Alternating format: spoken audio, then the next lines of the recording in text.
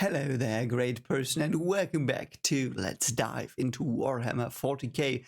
Today, the video is going to be a bit different because I'm not going to react to a lore dive. I'm going to react to Luetin's new video called Warhammer 40K has a big problem, which, yeah, I read that and I was a bit worried. So let's see what this is about. Some people have told me that it's worth reacting to, and I think it raises some concerns about the transition to the big screen. And as I'm a newbie guy who recently got into Warhammer 40K, I might give some insights and perspective of a newbie, how I think about the things he might raise in this video. So I thought, why not do a reaction to that and some commentary?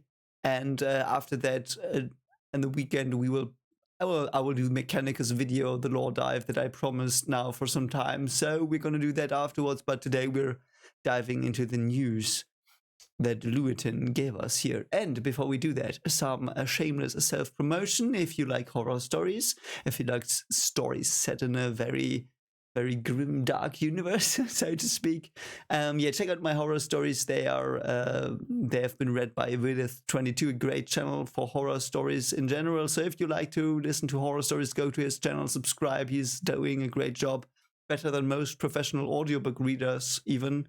So you can find my horror stories there. Link will be here. So check them out if you want to listen to some horror stuff that is set in the present time. And because all of you have supported me so much, I have decided to put some references into the stories that might imply that they play out in the Warhammer 40K universe, just in contemporary time. Because why not? So there are some allusions to the warp and stuff. So if you want to check out the new horror story, you will find it there. But anyway, let's get to the reaction, self-promotion over. And yeah, so if you like the original video I'm reacting to today, go to Luetin's channel, subscribe to him. He's a great guy, does great lore videos. I love them. And of course, if you like this reaction, consider liking and subscribing as well. We're almost at 2,000 people, which is absolutely mind-blowing. And if we get there by the end of the year, I would be very happy. But yeah, that's enough. Let's just go into the video. So here we go. Let's see what big problems Warhammer might have. And yes, I'm going to pause a bit. You know me. I want to answer his points and do my best, so let's go. Ah, I love his intro. He's such a cool guy. There is only war, as we have heard many times before, and that's how it is. That's how it is. Yeah, let's see what the problem is. I'm very worried because the title is worrisome. Now, I sometimes do these videos where I just want to talk about that thing which is 40K itself. And this week, my brain kept churning around a lot of thoughts about the material, where it's at, what its problems are. The TLDR is 40K can be intimidating for new people to get into. And whilst it has a loyal fan base, this is not necessarily the audience that could be targeted in future mainstream screen productions. Okay, I see. I already see a bit of a problem, yeah.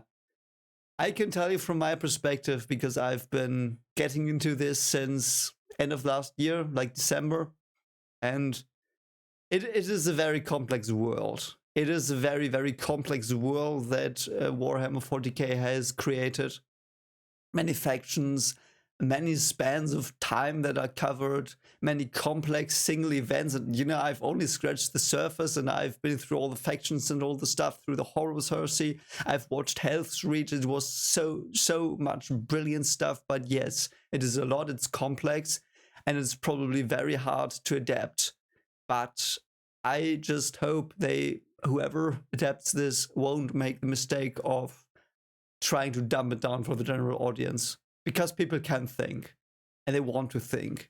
I wholeheartedly believe that. So I hope they will not dumb it down and make it stupid. Like, make it nuanced. Like, why not? So let's see what he will say about this. That's my discuss for today. Also, apologize. Recently sick again, so my voice is not at 100%. So no. Obviously, Warhammer 40,000 has continued to become more and more popular. We see this all the time. But my core reasoning for talking about 40K on the channel has always been to introduce as many people as possible. In fact, that's really the first reasoning for me ever doing YouTube in the first place. It wasn't because I thought, oh yeah, I can go full time with this in the future. I started doing YouTube videos because I just wanted to share ideas and get people into things that I enjoyed and that kind of thing. And that's really where it came from with 40K as well. I was obviously doing video games in the past, like Armour and Battlefield, and at some point I was like, I've been playing Warhammer all of my life pretty much.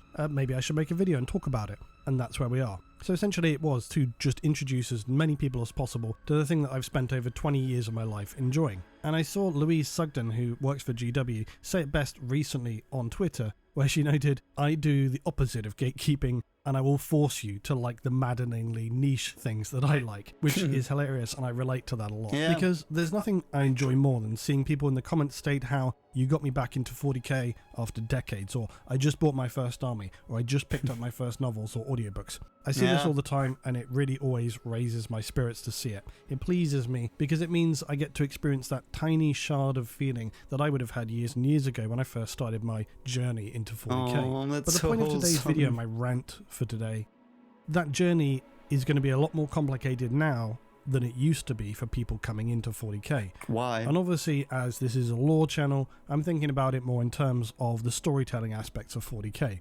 There are currently still issues with production and availability and the insidious scalpers of eBay when it comes to the physical products that GW puts out, but those topics are being regularly tackled and discussed currently by community people, videos, streams, and so forth. It's a heavily discussed topic. Heard about so I'm coming at this from a pretty broad perspective of just general new engagement from people discovering 40K.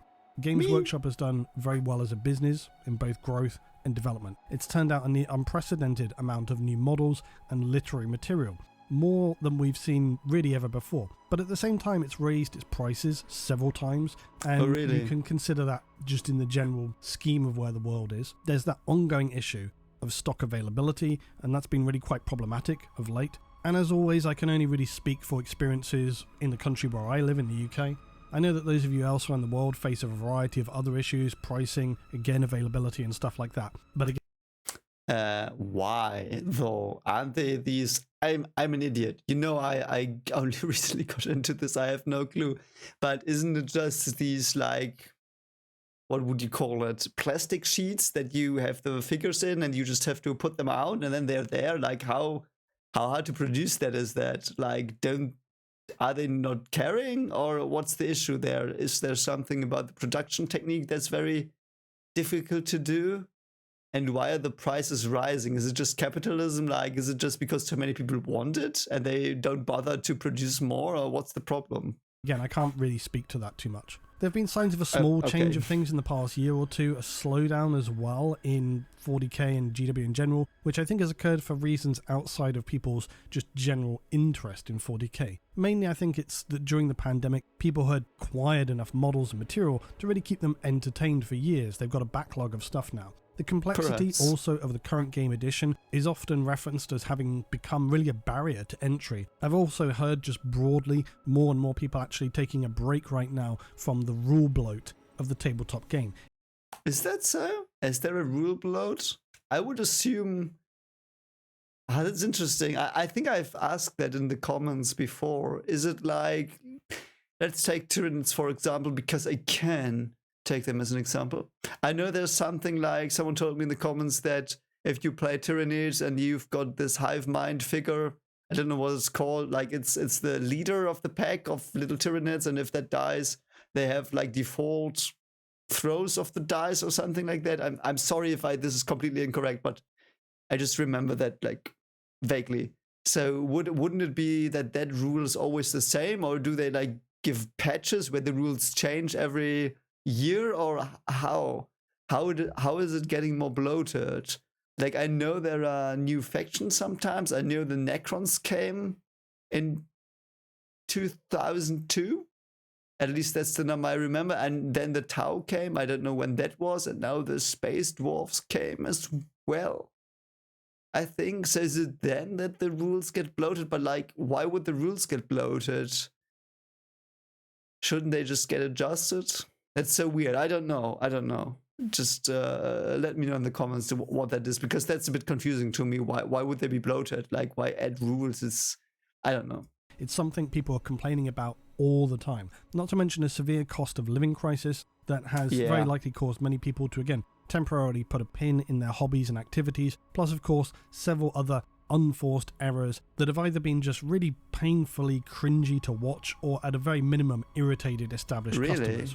These are all very important to be aware of in the context of the future growth and success of 40k as a fictional verse. But I want to talk about what I see as really a couple of the big problems for 40k both now and in the future. And it's a problem that I've heard from people both coming in new and also from those like me and probably you who have been invested in this stuff for some time. Now, it's not a shock and comes in two forms that are fairly tethered together. The first is the complexity of the overall narrative, and we'll consider why that could be problematic in the near future. And the second remains the actual accessibility of material for newcomers into the 40k sphere. Okay, I see. He sounded as if he wanted to add something, and we will listen to that, of course, in a minute, but complexity, that's so hard. I can see why people would be turned off by that, but I have to be completely honest, that's why I love it. I love this. Because it's not just complexity for complexity's sake, as far as I know. You know, I'm still a noob, I have no clue, but the way I understood most of the things is, yes, they are complex, but they are well thought through, most of them.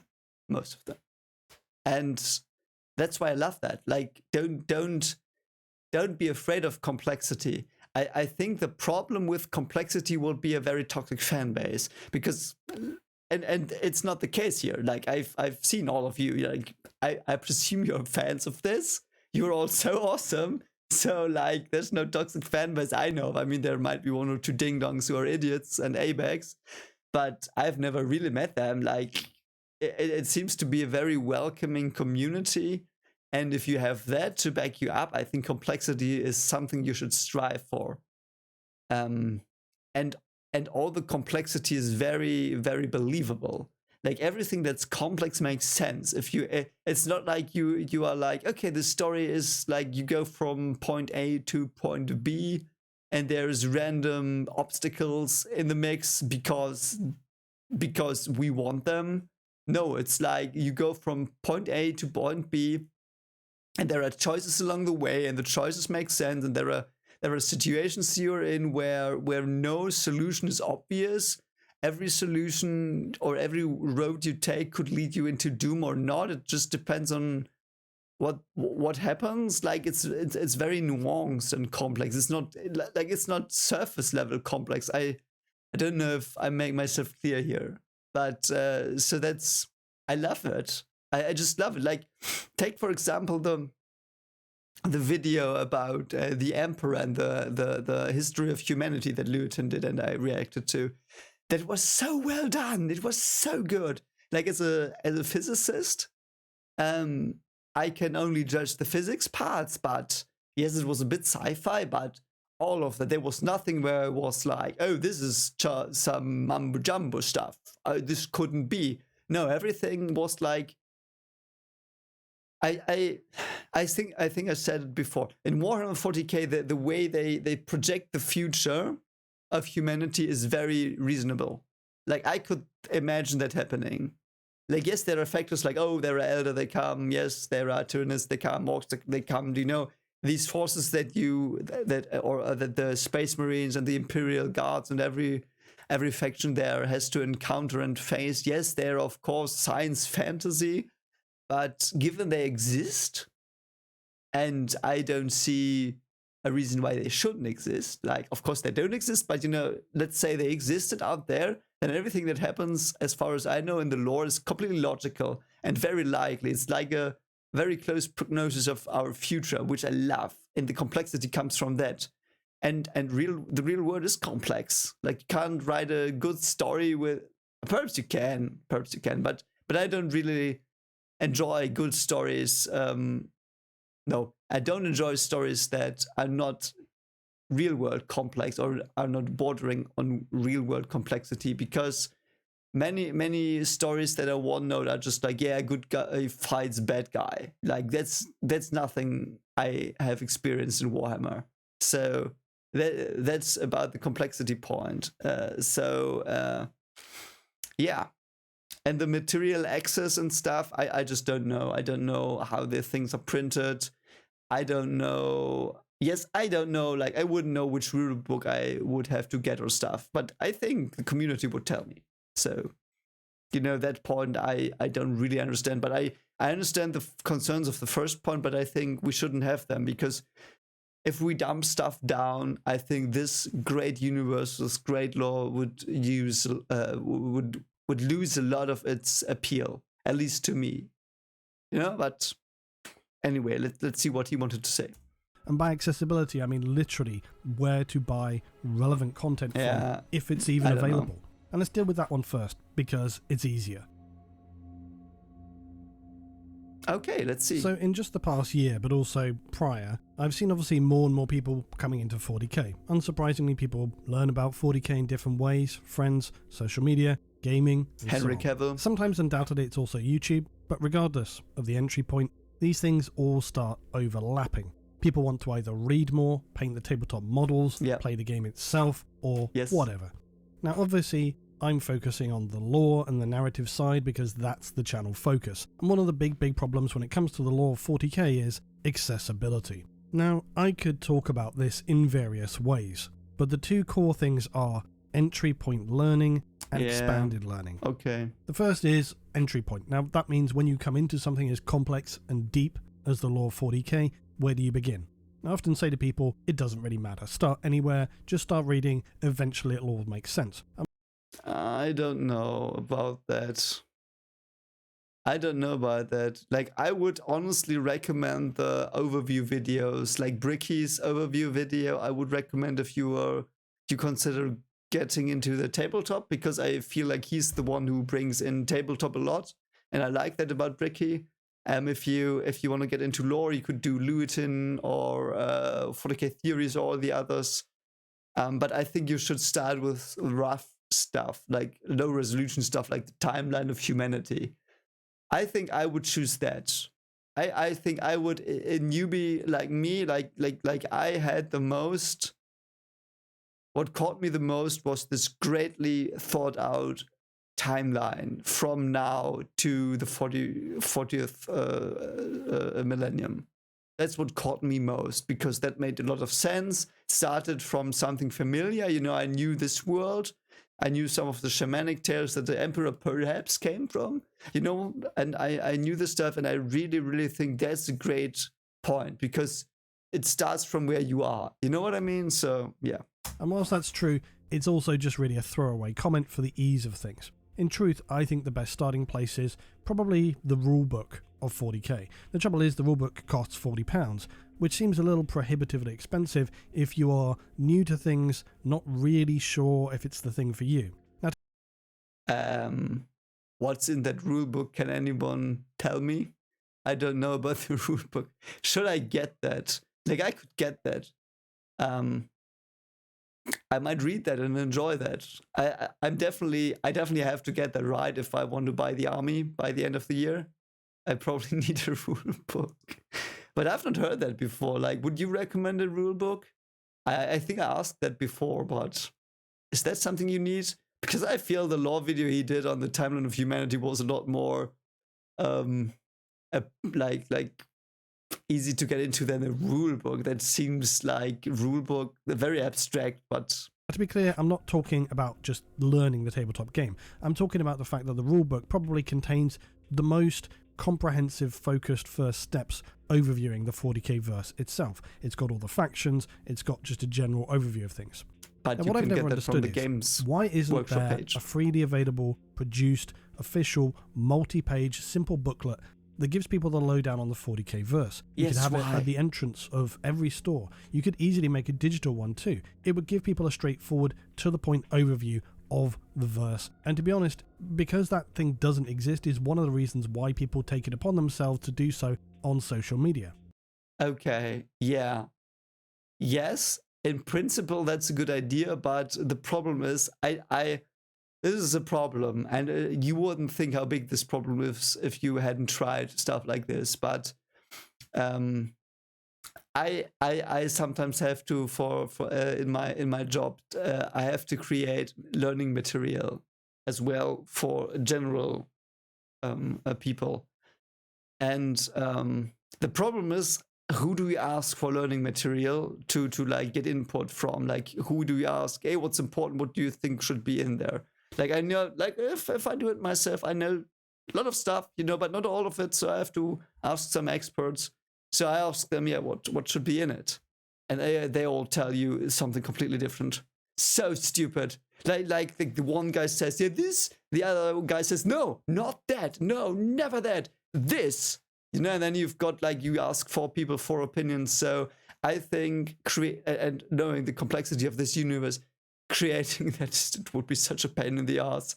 Like, that's why I love these YouTube channels with a lore. Like, you can watch them, and if you say, yeah, that's cool, you probably miss stuff, but at least you got something. But an official one that would be like the official one would have to be signed by everyone involved, so to speak, every lore writer probably, or at least some of them. And I don't think they could agree on a base. I don't think so. Just from my experience, like, I've tried to create learning material that's broad. It's a nightmare. It's an absolute nightmare. But that's just the start of it. It gets more challenging when people start to ask questions about, where can I learn about XYZ? What book does that reference come from? Where can I read more about it? Where can I drill down? Often I get requests from people all the time saying, can you talk about this? Can you talk about that? And I'm like, not really, because there isn't actually material about it. And of course, that's when you start speculating about stuff. But moreover, often I have to tell people, well, you actually can't read about that thing anymore because it's out of print. Maybe you can find it on eBay. And eBay has become bizarrely this sort of second point of call for people brand new even into 40k. Because as I've said repeatedly, books that, say, sparked the 8th edition change in lore and formed the bedrock of 40k were just no longer available soon after and not reprinted since. Oh, that's a shame. The first edition books, which I get are nostalgic, like Rogue Trader, I get it that they're nostalgic and they have some relevance, but they're also wildly out of date. But those were reprinted, and you can also get hold of them quite readily. I just don't really understand the thought process there. Yeah. Or why couldn't they have, for example, created an omnibus edition, combined the 3 books of the Gathering Storm from 8th edition, cut all the stats and gameplay, just put together in one lore book, make that regularly, consistently available. Yeah. That seems a really sensible thing to do to me. But it's not just that, though. There's been a huge amount of books that go out of print almost immediately after release, never to be seen again. Now, to be fair, Black Library does exist online, so you can get a lot of stuff there digitally, and of course we have Audible and things like that now as well. Also, of course, Games Workshop did release their Warhammer Plus service, which has this library of material, but that is essentially just a PDF viewer. You can't download the copies of the books and lore and other stuff like that. That sounds a bit stupid. Like, why not have a wiki or like, you don't have to have a complete wiki. You don't have to create it on your own, but you could, like, start it, and then fans will add stuff with references to books they might have and others might not have. Like, wouldn't that be a solution? Because I remember when I got into Star Wars, when I was like, I don't know, I was like 12 or whatever. I got into Star Wars, I just read the wiki, just read everything, and just because I'm such, like, I'm a real Clone Wars guy. Like, and Clone Wars didn't exist then. Like, all we had on Clone Wars was episode 2 and 3 of the movies, and that's all there was on Clone Wars. So all the stuff was in books. I couldn't get them in my country because they weren't translated into German. So I had to go to the wiki, and I had to read up on all of the stuff, and it worked. It was great. Like, it was just giant rabbit hole of wiki. I loved it. But yeah, like, why not do that? I would assume that would be cool, but yeah. Whereas at least with something like Audible, if you choose to unsubscribe from their packages, you can still access anything that you had purchased basically in the past. But it's not only the issue of just where to access it though. The lore of 40k is spread widely across novels, tabletop game books, the White Dwarf magazine that Games Workshop produces to go alongside its products, online articles, campaigns at official tournaments even sometimes have added to the potential pool of lore. Then of course you've got video games, you've got stuff like the RPG books who's contained reams and reams of lore, you've got the comics and so on and so on. Comics? It's all heavily fragmented. That sounds cool. Got Necromunda, Titanicus, it's this broad plethora of content. And for somebody coming in new, that's really confusing, overwhelming, and most importantly, expensive and difficult to access. Now, there isn't too much here to drill down on. It is what it is. But it is a problem. So if you're new to 40k and maybe excited to just start owning some of these books and materials and different things for yourself, because maybe you want something more than a folder of EPUBs on your desktop. Maybe you want to own the actual books because they're beautiful. There's something very nice about holding a big book of lore, turning the pages, scouring through it. Yeah, depending on what you're looking to buy, a majority of it is not available from Games Workshop itself. You're stuck with eBay, which means you could be paying a few pounds for a paperback that came out in the 90s, or you could be paying several £1,000s for something like an entire hardback of the Heresy Black Book series, or the tabletop novel versions, to be honest. Okay. And unless those things get reprinted from time to time, that situation will only get worse over time. I see, so they really need someone to curate this stuff. They really do. I don't know, like the way I currently do it is like, I've got you guys. It's so great. Like, I just ask you, hey, I want to learn more about Tau or Necrons. Could you please tell me some books there? And my comment section will just give me the books, which is why I bought the Infinite and the Divine, for example. You know, that's pretty cool for me, but normally probably people don't have many great people that help them, or don't know where they get the great people that help them. So yeah, I see. But you know, my experience was I listened to the broad videos about the factions, and I decided which ones were like, and I did deep dives on each faction, and I decided on, oh, this is cool. I want to know more about this thing and this thing. And then I, started adding videos to my growing list of things to react to still. And that's working out fine. Like, it's very cool. But I understand that some people don't have the luxury. So perhaps with these reactions, I also perhaps can accompany people into their during their journey, and perhaps it helps them. That would be cool. I hope so. But yeah. And what that means is that in the future, some of these things are just going to be completely unobtainable. Now, to be fair, 40k spans decades. You can't really expect Games Workshop to keep huge stocks of every book they've ever had printed sitting around. That's not how print runs work. It's not how publishing works. It's why books do go out of print. At the same time, when you're dealing with a living, active verse, it's not just like a novel, a real-time developing huge lore franchise. It seems like at the minimum, you should be keeping those core foundational pieces of material available. Not doing so, I feel personally, it's quite a big problem, and undoubtedly frustrating and disappointing for people coming in new. They come in, they get excited, they learn about this new thing, and they're like, right, I want to find out about this. And then, oh, you can't. Is that going to change soon? Probably not. I don't know. It's weird. It's weird. Yeah. So the other, and I'm sorry to say much longer thing I wanted to talk about today, is just the challenges and the uncertainty faced about when we're thinking about Warhammer 40,000 expanding into a wider audience. Because one of its simultaneously big selling points and also hurdles for newcomers is both its tone and its complexity. Okay. Complexity we've talked about, I'm not going to go into that, but tone? Why is the tone like it's grim dark? I'm so sorry, it's in the title. No, not in the Warhammer title, but in the thing they always give me in the beginning of videos.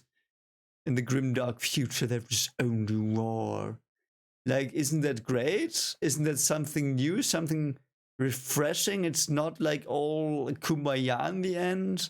Which is why I loved Hell's Raid. It was like in the end everyone got killed except for like 2 people. It just was harrowing, but that's the way it should be. Like, I don't know. I think there should be stories like that.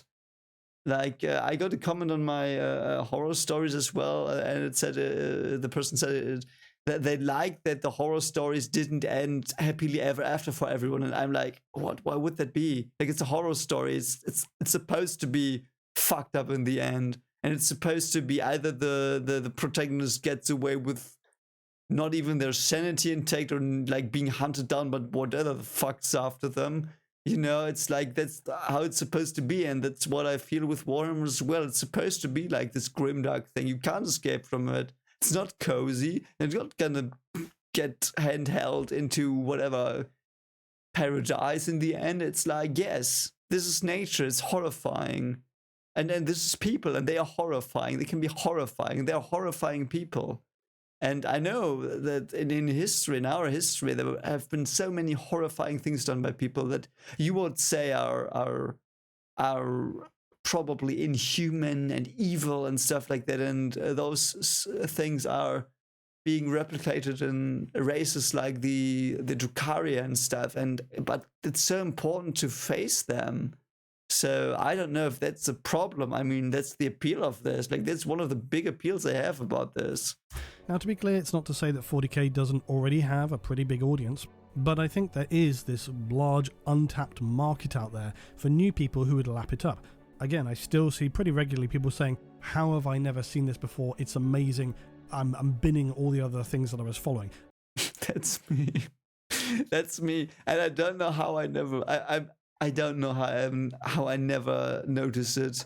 Like, when I was very, very, very young, I played, I'm pretty sure I played, and I've talked to a friend of mine and he confirmed it. I have played Total War, the Warhammer 40k one where you can play Tau. And I just remember the robots, and I'm still not sure if they were the Tau, but they apparently were the Tau, like Dawn of War, something like that, I think. Dawn of War, some Crusade stuff, I don't know. And I remember playing a bit of Space Hulk Deathwing, but I only remember running through a ship killing bugs, and they probably were Tyranids. I now know, like, I never understood that the Warhammer 40k universe was so vast and complex and thought through. I just thought it was just some little painted figures that you put around on the board, and that's all there was, and you have some fun with them like you would have with Yu-Gi-Oh cards or Pokemon cards, but that there is this vast, great,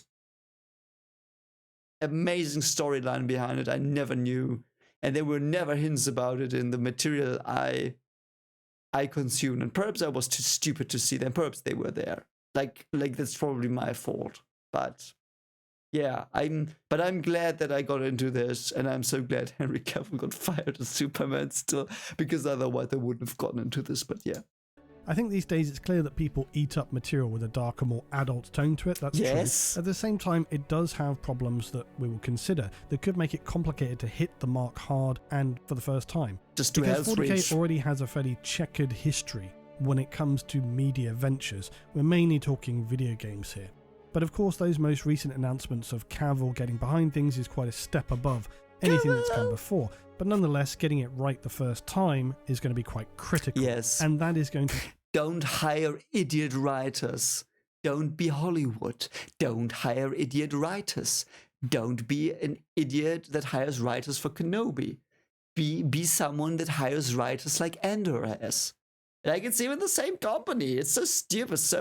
Okay, I will not go on a tangent about Hollywood being idiots by, like, saving money on writers, which is the dumbest thing you can do. Like, so many horrible stories have come out in the last years.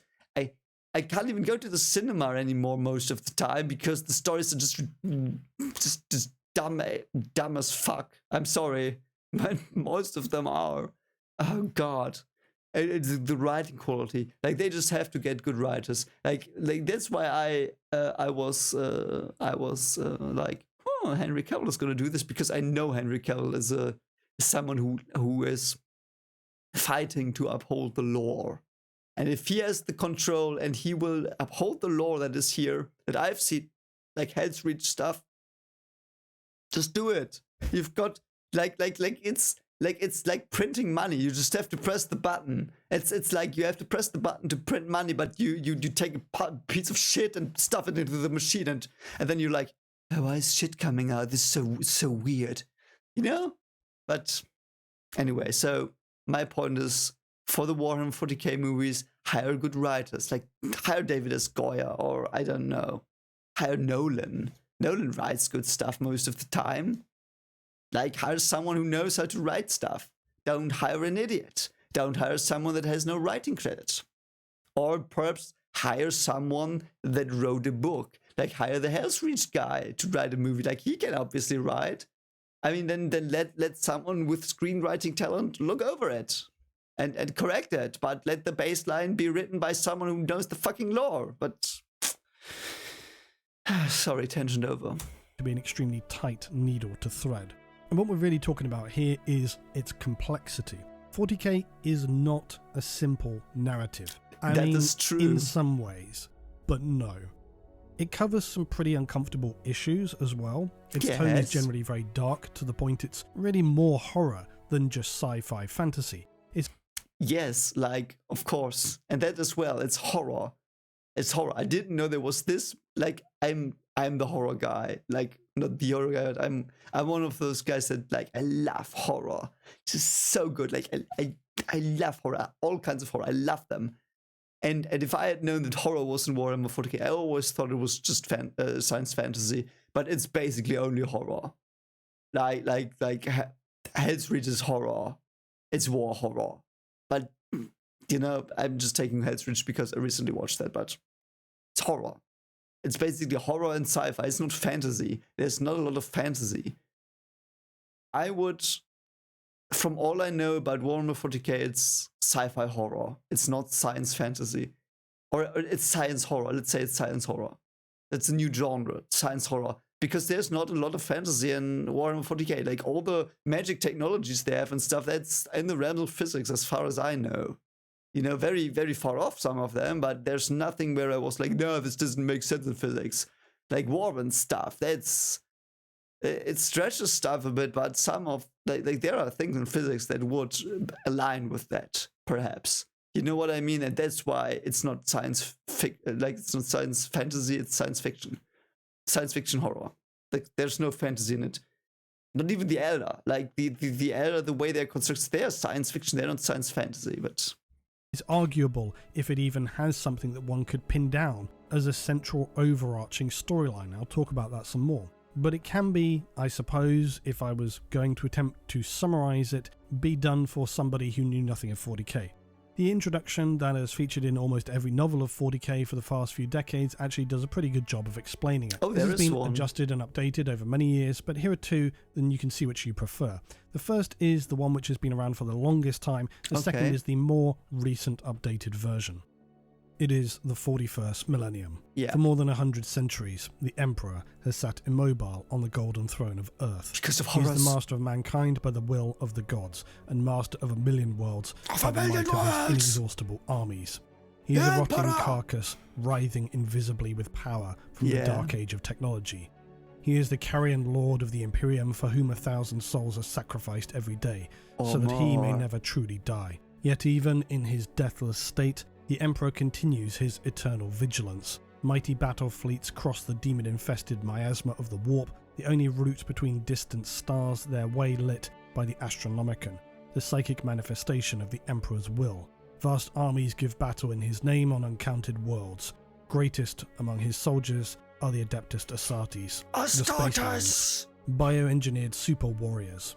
Their comrades in arms are Legion, the Imperial Guard and countless planetary defense forces, the ever-vigilant Inquisition, and the tech priests of the Adeptus Mechanicus, to name only a few. But for all their multitudes, they are barely enough to hold off the ever-present threat from aliens, heretics, mutants, and heretics! To be a man in such times is to be one amongst untold billions. It is to live in the cruelest and most bloody regime imaginable. These are the tales of those times. Forget the power of technology and science, for so much has been forgotten, never to be relearned.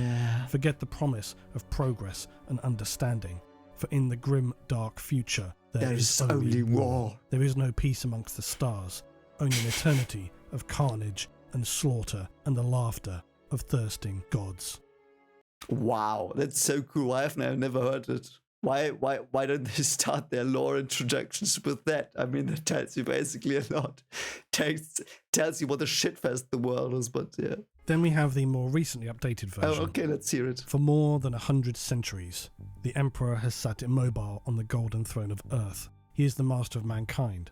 By the might of his inexhaustible armies, 1,000,000 worlds stand against the dark. Yet he is a rotting carcass. The carrion lord of the Imperium, held in life by marvels from the dark age of technology, and the 1,000 souls sacrificed each day so that his may continue to burn.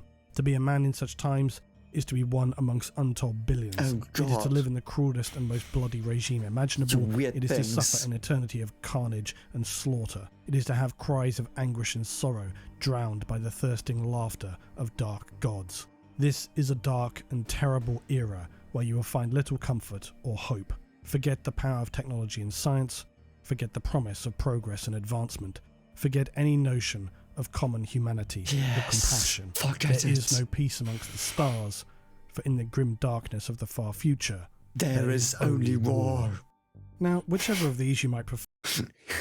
God, I love it so much. It's so good. I'm having fangasm after fangasm hearing this, but it's so good. I love it so much. It is just so good. It's just so good. And I have not seen All Quiet on the Western Front. The movie, it's from Germany. It got some Academy Award, like it got some Oscars. Yeah, let me know if you want a reaction to that. Like, I haven't seen it. I could react to it and I could watch it in German. So I could tell you how much the translation sucks, but I want to watch that, and supposedly a very, very harrowing, very dark, very terrible, terrifying war movie. And I could imagine something like that with just Warhammer. Like, just plays it in the future. It's even worse, because the horrors of war could be even more atrocious than the ones they show in the Second World War, even though, I mean, Second World War at least had Geneva Convention, I think? I don't know, but yeah. They really I sum want things that. pretty nicely, albeit on the understanding that for someone new to 40k entirely, this is probably going to answer few questions and raise only more. But this is good. That is good. Like, I have heard this a bit more expanded in the lore videos, but basically it sets up a situation where humanity has failed, apparently. Like, it's debatable, of course, and that would be a long video to debate that, but the way this is written is like, yeah, humanity, it was apparently united under an emperor, I don't know who that dude is, but now he's rotting on the throne, and he's somehow guarding the humanity against countless horrors, and there are horrors in the universe, we're fighting against them, and that's the setup. Like, now there are questions like, why, what are the horrors, how do they operate, how can we protect against them, and stuff like that arises naturally, but that's storytelling, then you just look it up. Plus, as soon as you go a little deeper than that, every single detail opens a new can of questions. Okay, a that's deepening tangent on a tangent on a tangent. Yeah. And this is what happens to me very often when I'm making a video, because I'm like, well, I can't really talk about this without talking about this and talking about that. Yeah, I Personally see. speaking, the complexity of the 40k verse is no bad thing, because it means there's some actual meat to get your teeth into. Oh, And it means you yes. have like the years and years ahead of you as a newcomer to 40k to binge and absorb and digest an ever deeper rabbit hole of lore, I a have warren them. of lore even. I have If those they ever years, truly start hopefully. hammering out an ongoing series of 40k shows and movies, there's certainly going to be no shortage of material, theoretically. In some respects, that's a blessing, providing they actually do use that material. It means it's less likely to end up in the same situation as some series and shows who have established thirsty audiences, but with little actual core material. What ends up following fails to live up to the expectations of the original bare source material. Because the writing's shit. It's because the writing's shit. It's not because the material's shit. It's not because they couldn't adapt something. It's like being so stupid. Like in Star Wars, they had this great expanded universe. What do? They erase that and write their own shitty story about Rey fucking Palpatine, which doesn't make any goddamn fucking sense. You know, it's so stupid. Just hire good writers. And you likely have a specific show or movie in mind as I'm saying this, but the fact He knows. You can't tell me he doesn't know. Star Wars, Doctor Who, Rings, a lot of the Rings, what's it called, Marvel, all of them, shitty, like Willow, shitty writing, shitty fucking writing, and I know that people blame other things on them, and I have to be honest, I don't mind the other things that much, but I mind shitty writing, and it's shitty writing, and they mask shitty writing by like deflecting to other topics, but no, it's just shitty writing, people who can't fucking write. Like, hire good writers. I'm not gonna bring that up today, but I just wanted to get that out because it makes me so angry. The fact that there are indeed actually so many to which this applies underscores the stupidity of that situation. Yeah. But this is, of course, a very valid concern. That being that the big movie studios, Disney, Sony, and the like, they're... Yeah, that's what I just said. It's so fucking stupid. That's why I hope for Cavill, because he will hopefully kick their ass. Dying for anything that they can feast upon and devour as part of their media empires. And by the way, not only bad writing, but stupid polls, stupid test audiences. Like, they want to be safe. They don't want to dare. They want to be safe. And I understand why. Because if you're safe, you will get the money. But the money will be less and less and less and less with each installment, which you just currently see with Marvel. Like, if you are too safe, no one cares anymore. Because I've seen the story. Why watch the story you've seen 1,000 times? If you see a new story or an old story, like, clad into a new mantle, that's great. You want to see that. But that's not what they do anymore. They just do it by the books. Like, it's like the moment when Rey suddenly says, "And I'm all the Jedi," which is obviously, why did they do that? Because like half a year before that, Endgame came out, and Iron Man said, "And I am Iron Man." You know, it's the same scene. Because it polled well with people, and they edited it because it worked once and people liked it. Let's do it again. It's so stupid. It's so without like it's, yes, you will make money with the movie, but you destroy your future. It's so stupid. It's executives that are just not thinking about the big plan. I feel like I have no clue. I have absolutely no clue. Like, they might have their great plans, but currently they all seem to be crashing. Like Disney and Sony, they all seem to be crashing because of that. For a fan base, it's a terrifying prospect of what could happen when, and I believe it's inevitable now to say that when one of these huge companies eventually acquires Games Workshop and 40K. To be clear, this hasn't been mentioned in any shape or form anywhere. There's nothing that's happening. But it's just, I cannot foresee a future where these giant Leviathan companies do not end up attempting to secure Games Workshop as a company. To be fair, there are times where companies remain independent defiantly, but I just can't see that happening somehow. I hope because somehow, will. Almost unbelievably, 40K has stayed off the mainstream radar for the longest time. I don't know how, but it's very strange. It seems to be just the way of things. Perhaps it's... I know it's going to be stupid and Conan, I know it is, and I don't want you to interpret too much into what I say now, but it's like it's meant to be a bit. Like, we've got all the giants that rose in the past 20, 30 years, they rose and now they are all falling down. Every new medium's like every great franchise is falling down because they corrupted through stupid writing, through inept management. And this universe, which is untouched, which might be led by someone who cares for the universe, could, like, if they do this right, they could make so much money and make so many people happy, I feel. But all of this, of course, is just my opinion. I mean, what do I know? I have no clue about the business. It's just what I feel, you know, just to make this clear. Likely this is due to Games Workshop focusing perhaps so intensively on the tabletop, the game, and those miniatures, because that is their core focus. And so it created this extreme desert of video-based content on an IP that was literally screaming out for it. And it only started to be filled when, of course, fans started making their own material about it, because there was this huge void that wasn't being filled for their audience. And whenever you have that happen with a very popular IP, inevitably the fans and the audience start doing it for themselves. Anyway, we all know how that story ends. Yes. But whatever show ends up being produced for 40K in the next few years is going to be absolutely massive. And I don't mean massive in terms of popularity. I mean in how hard it is to underscore just how important that big show is going to be. They could do that, though. They can do it. I believe in them. Like, you could set a story on one spaceship or in one city, like with Hell's Reach, and you could drop hints that fans understand, but everyone else doesn't, perhaps. And then you could connect things loosely. You don't have to have this great overarching storyline, but you have to create a storyline that feels as if it is not alone in the universe that it's playing in. You know what I mean? So I hope they can do that.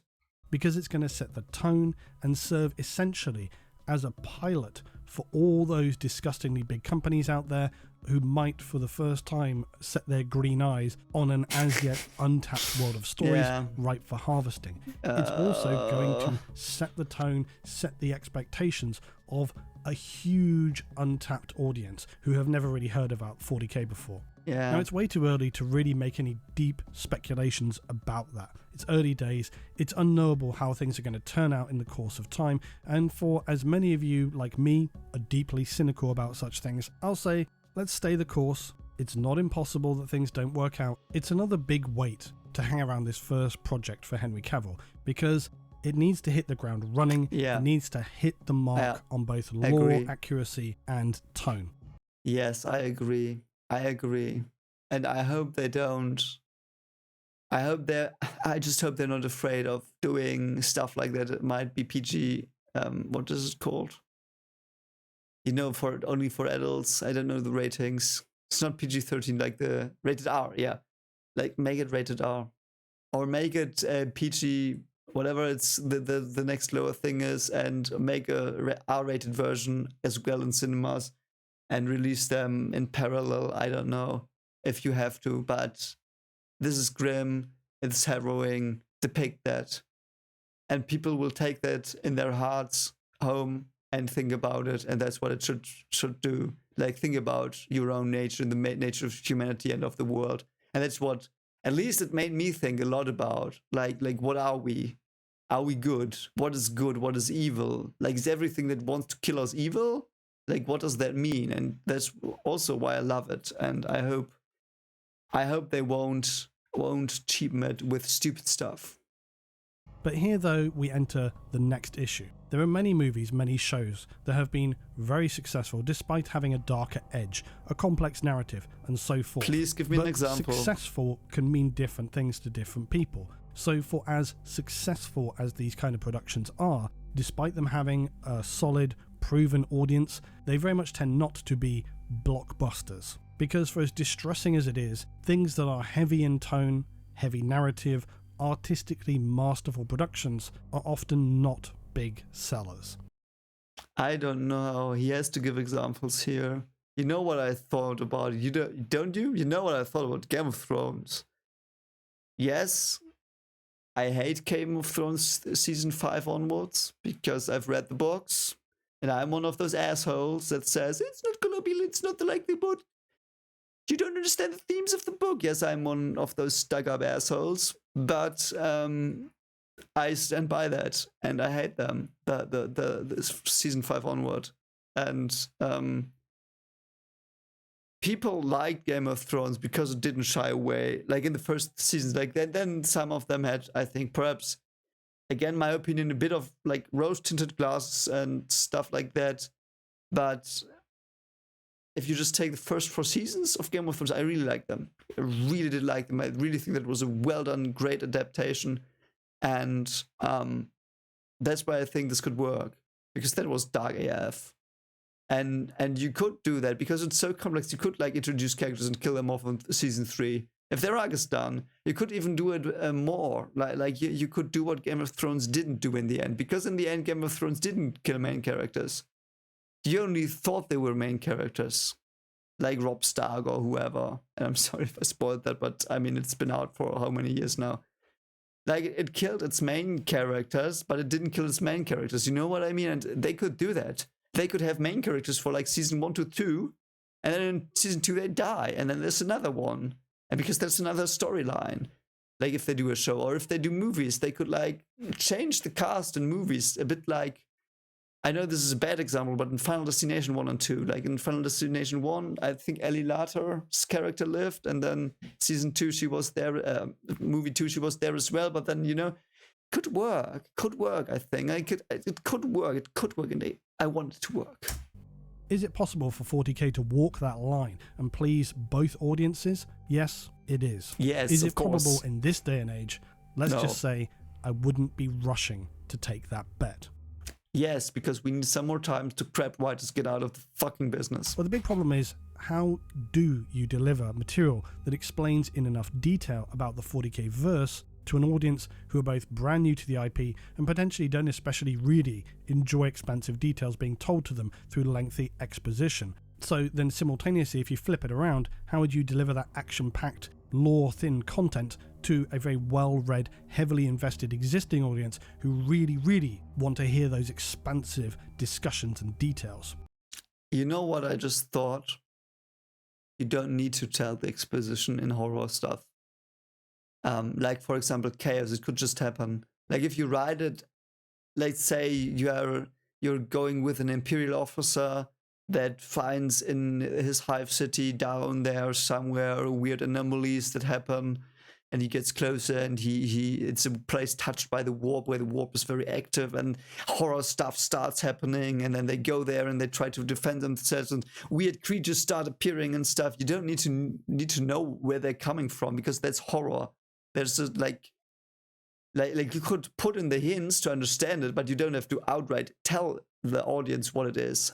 Like, for the fans, they know it's the chaos. It comes through because perhaps there was an artifact there that weakened the fabric of the border between warp and reality, so to speak, or real world. And you could write that in, but you don't have to spell it out. It could just be in the background and implied, and every fan will know, God, so this happened, and all the others are like, oh, Jesus Christ, there are monsters now. They're looking weird. Where are they coming from? And we try this and this and this, and you try with the soldiers, like, to figure out what's going on and how to counter it, because we know most of the chaos stuff is like, the Inquisitors don't like it, and they like put it away. But that would be so good. Like, you could please both audiences with stuff like that, I guess. Like, what do you think? Let me know in the comments. It's a tricky problem, but I don't want to be all doom and gloom here. I think it's achievable. For one thing, there are some aspects for 40k that work in its favour, where other series have not, for example.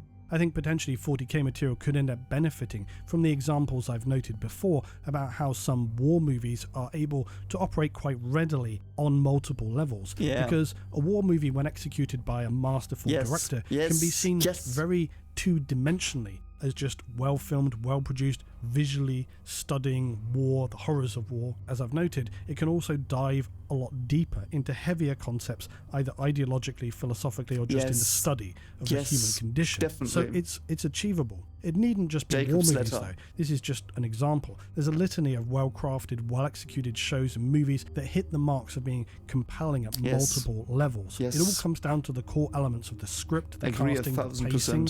That might sound absurdly obvious, but if one of those things is not handled correctly, then the rest really fall apart, and then you do end up with something subpar. Where I think 40k may be able to tread that line between a new audience hungry for shiny things and pretty images and a heavily entrenched fanbase is its key tagline. In the grim darkness of the far future, there is only war. I'm not suggesting that you would make a 40k film which had the kind of comedic look and feel of the movies of Paul Verhoeven, for example. We're talking RoboCop, Total Recall, Starship Troopers. But those movies do have what I'm talking about going on. They have ridiculous over-the-top violence. They have a certain aesthetic and feel to them which is pleasing to all, especially if you're interested in kind of sci-fi and that kind of thing. And then they do have some deeper points that you can consider if you want to. But if you don't, it doesn't detract or lose anything. So I think those are some good examples of where that kind of tone, where the mark can hit right. And I think that's what they're going to need to do. I think they would be a bit too light, but I can see it. Yeah, I could see it, like Starship Troopers or Total Recall. But Starship Troopers, like a more serious version of Starship Troopers 1. That's something I could imagine. Because Starship Troopers soldiers are already like, the mobile infantry is already a bit like the Empire, like the Imperial troops, as far as I understand, and the bugs are a bit like Tyranids, but not as powerful. So, because I can very much imagine that if it's handled correctly, future 40k shows and or movies can balance well that narrative and action. Many of the written material that exists has amazing locations, atmosphere, and characters. And when the action does come, it's very often well written to a point where it can be a blistering page-turner. Admittedly, not always, but writing action sequences in the written word is not an easy thing. Sometimes it really can be a trudging slog. Also, for as much as somebody like myself likes to get bogged down in those heavier concepts for 40k, It's very much me. I know that there's many people who do the same, but at the end of the day, the Space Marine 2 trailer had Titus cutting a termagant in half with his chainsaw and then ripping the head off a Tyranid warrior. So, true. you know, that's pretty 40k too. Still, you can very much imagine some heavy storylines that would work almost perfectly as a translation to a movie format. Imagine Kauth, including the Underwar. Imagine Krieg. Imagine Baal. And, of course, yes, the Heresy. Incidentally, I really hope they steer clear of the Heresy for some time. The Heresy should not be the first thing they tackle. Although, yes, it is like a landmark piece of 40k lore, if it's ever tackled, it deserves to be handled by only really the highest echelons of movie makers. And by that I mean, if not Denis Villeneuve, it would... Yes, I was about to say that. Denis Villeneuve, yeah. Horus Heresy with him would be brilliant. And I agree 1,000 times with all of his points. It's like he's talking from my soul. Because Horus Heresy, I feel if they would do that first, it's epic, it's great. And perhaps you've seen my reaction to it, I loved it. But I think the Horus Heresy is something, because it's another time. It's not the main time. And that is something that threw me off for a bit as well, because I still thought in these legions, like with the Primarch, I still thought in that category, and it wasn't there anymore in the present time of 40k. So yeah, I think it's a brilliant storyline, and I would love Villeneuve. I thought about that before. I'm a bit sad I didn't say it, because now he said it before, and I can't say I said it first. But yeah, Villeneuve is exactly what I thought as well. Dune is the new Dune. I love it. Love the new Dune so much. It'd almost be a crime. Speaking of, it brings me to a decent and obvious example. Dune has been proven in both of its big screen iterations to be, of course, this rich, beautiful, amazing narrative. And I know people's opinions about the first movie are out there. Yeah, it was shit. I'm sorry. I absolutely love David Lynch. I'm so sorry. The director. Like Mulholland Drive is one of my top 3 favorite movies of all time, but this cartoony, like this ding dong, like, the actors were all fine, but if you see my reaction to that, like it's on the channel somewhere, I couldn't believe I was so angry. Like the first half was okay, it was okay, and then the second half was so much stupid, weird stuff. But the new version of Dune, love it. Like the first scene, like I remember I was in the cinema. The movie started, and Shani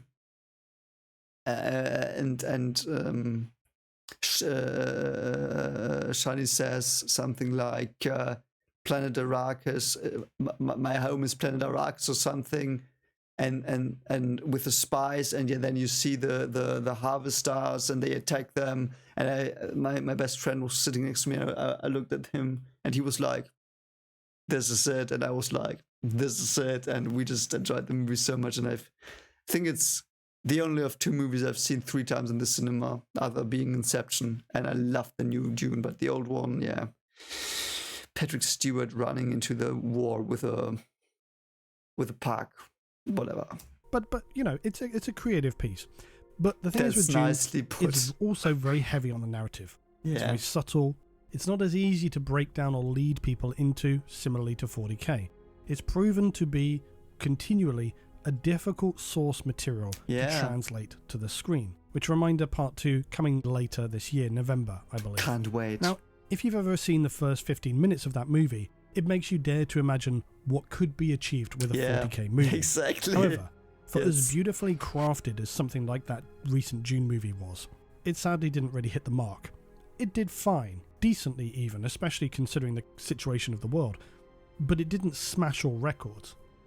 Now, undoubtedly, some would say, well, it was never designed to, nor expected to. It's this very specific science fiction film. That's fair, but at the same time, it brings you to that sad realization that a beautifully crafted artistic masterpiece does not necessarily equate to bums on seats. And you might not think that matters. Though, yeah. You might think, well, these things will stand on their own.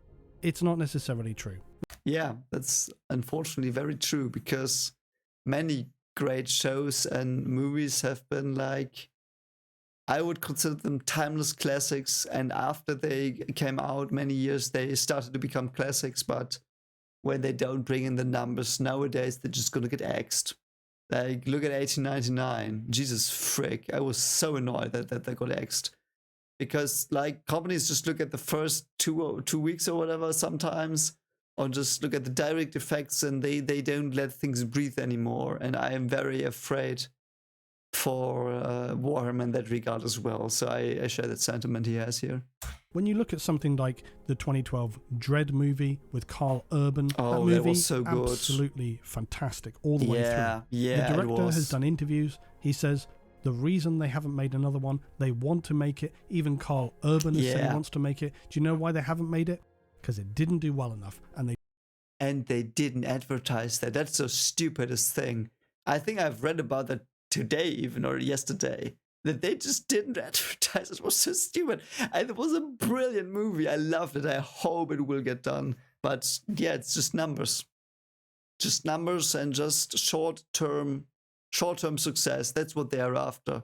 So they all fall currently, my opinion, again. But they don't think that they can get the investment needed to make the film. So as much as you might not think it matters, it does matter. And there remain another issue that I touched on earlier as well, that in Warhammer 40k, as it stands overall, there really isn't an overarching protagonist, and that is an issue. No. I think it remains debatable as to even whether a core storyline exists, or if 40k is just made up of this sort of broad patchwork of smaller stories that create the verse. I don't think that this is intentional. I think it's just what has happened as a matter of course as Games Workshop and Black Library have developed the lore of 40k. But in doing so, they have failed to neatly untangle the lore setting and the lore narrative. Now you might say, what the hell does that mean? Why and how would you even do that? Well, interestingly enough, as I was putting this script together, somebody I follow on Twitter who is a writer themselves and whose opinions I give value to was making this exact same observation, which is that in most stories, if you read fiction outside of 40k, if you were to remove a main character from a novel, say, there's probably very little left to tell. There's something of a world, there's things happening, but then what? It's not exclusively true, of course. For every single piece of material they've ever produced, character series are different. Things like the Uriel Ventress series, for example, the Primarch series, you've got these clear protagonists that you follow. Yet for a considerable amount of 40k material, you could actually remove for what counts as the main character, and there would actually still be a working story for the most part, because a lot of 40k stories and novels are descriptive of the lore setting, the lore environment. They tell you about the things that are going on. And often the main characters are in an equal balance with the other things that are happening, which I would say is unusual. And you might think, well, what's wrong with that? Isn't that just, well, fine? Yes, sort of. But also no, because it means you end up with this swirling pool of narrative, often very, very heavy in describing sort of the environments, like crazily heavy on describing the situations and the world around. Now, of course, you need to build a picture. You need to flesh out what is happening, where the characters are in a story. But I've honestly, in many 40k books, found myself often skim reading or skipping ahead because it just gets too heavy. I found myself doing that during Plague War. That was one of the ones I did the most. I think there's one whole chapter where I kind of just skimmed through the whole thing because it was just descriptions. But okay, so like Lord of the Rings. I'm sorry. One of my friends loves them, the descriptions of the tree that go on for 3 pages, but I also am not that into them. But his point about a main character, that is something I've struggled with as well when I wrote my horror stories in the beginning, because I wanted that as well. I wanted the stories to not depend on the main character. And the stories got a bit shallow sometimes, I felt. And my solution in the end was, you do 2 things in the story. You do the horror stuff. You do the setup, the monster of the week. Like, it's not really a monster, but the concept of horror that is happening to a person. And you use the concept to see what the person does with it and what the effects of the concept onto the person are. Like, and explore the person and see the effect on the person in the story, but still have these larger than life events happening in the distance or in the background that I want as well for my horror stories. And that is something I that it took me a long time to understand that. And I've read all the time, like, yeah, you have to have a good main character to tell a good story, and I agree, but it doesn't mean that the story has to work without the main character. It's just the main character gives the story another nuance or another kind of framing that makes you think an additional layer, so to speak. I hope I got that across a bit because it's a bit hard to express, but yeah. So I like that about Warhammer as well, and I noticed that it's like in Hellsreed, yes, there was a Grimaldus as a protagonist, and he survived, but I don't need to see another story about him. Like, I would love to if he comes in another story, like he drops in a drop pod into the battle, and suddenly he's there slaying things, and I would be so hype, I would be so happy, but I don't need it. Like, it would be so good, but I don't need him as another, like, as the protagonist constantly, because I want to see different people with different worlds interact with the horrors of Warhammer 40K.